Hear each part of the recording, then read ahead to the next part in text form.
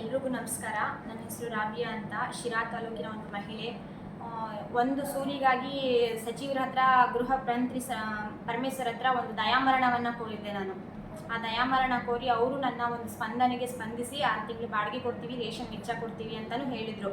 ಮಧ್ಯದಲ್ಲಿ ನನಗೂ ಅವ್ರಿಗೂ ಏನೋ ಮಾತಿನ ಚಕಮಕಿಯಲ್ಲಿ ಒಂದು ವಾದ ವಿವಾದ ಆಗಿ ಏನೋ ಅದು ತೊಂದರೆ ಆಗಿತ್ತು. ಯಾಕೆಂದರೆ ನಾಗಣ್ಣ ಅವರು ಎರಡು ವರ್ಷದಿಂದ ನನಗೆ ಪರಿಚಯ ಇದ್ದಾರೆ. ಯಾವತ್ತೂ ಹಂಗೆ ಮಾಡಿರಲಿಲ್ಲ. ಅವ್ರದ್ದು ಏನೋ ಒಂದು ಸಮಸ್ಯೆನೋ ಇಲ್ಲ, ಅಧಿಕಾರಿಗಳ ಒತ್ತಡ ಇರುತ್ತೆ, ನಾವು ಅರ್ಥ ಮಾಡ್ಕೋಬೇಕಾಗಿತ್ತು. ನಾನು ಅವತ್ತು ಅರ್ಥ ಮಾಡ್ಕೊಂಡಿಲ್ಲ.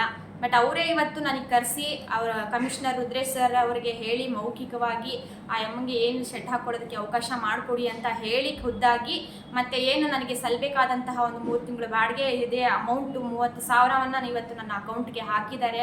ಹಾಕಿದ್ದಲ್ಲದೆ ಅಲ್ಲಿ ಒಂದು ಹೋಗಿ ಇರೋದಕ್ಕೆ ನನಗೆ ಪರ್ಮಿಷನನ್ನು ಅವರೇ ಖುದ್ದಾಗಿ ಕರೆಸಿ ಸರ್ವೆ ನಂಬರ್ 100ರಲ್ಲಿ ನನ್ನ ಜಾಗವನ್ನು 146 ನಂಬರು ಸೈಟ್ ನಂಬರ್ 146 ಅಂತ ಹೇಳಿಬಿಟ್ಟು ಅವರೇ ಖುದ್ದಾಗಿ ಬಂದು ನನಗೆ ತೋರಿಸಿ ಅಲ್ಲಿಗೆ ಹೋಗಿ ಇರೋದಕ್ಕೆ ಅವಕಾಶವನ್ನು ಮಾಡಿಕೊಟ್ಟಿದ್ದಾರೆ.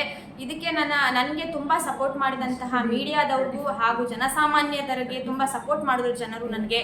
ಹಾಗೆ ಮೀಡಿಯಾದವರು ನನ್ನ ಸಮಸ್ಯೆಯನ್ನು ಎತ್ತಿ ಹೇಳಿದ್ದಕ್ಕೆ ಇವತ್ತು ಅಧಿಕಾರಿಗಳು ನನ್ನ ಸಮಸ್ಯೆಗೆ ಸ್ಪಂದಿಸಿದ್ರು.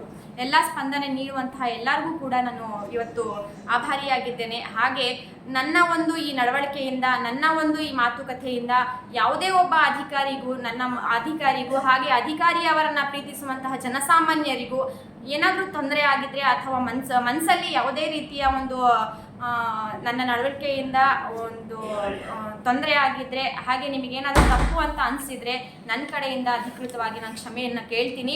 ಹಾಗೆ ಅಧಿಕಾರಿಗಳು ಕೂಡ ನಾನು ಕ್ಷಮೆಯನ್ನು ಕೇಳಿದ್ದೀನಿ. ಯಾಕೆ ಅಂತ ಅಂದರೆ ನಾನು ತುಂಬ ರೋಸ್ಬಿಟ್ಟಿದ್ದೀನಿ, ಒಂದು ಸೂರಿಗಾಗಿ ತುಂಬ ರೋಸ್ಬಿಟ್ಟಿದ್ದೀನಿ ಎಲ್ಲ ಅಧಿಕಾರಿಗಳಿಗೂ.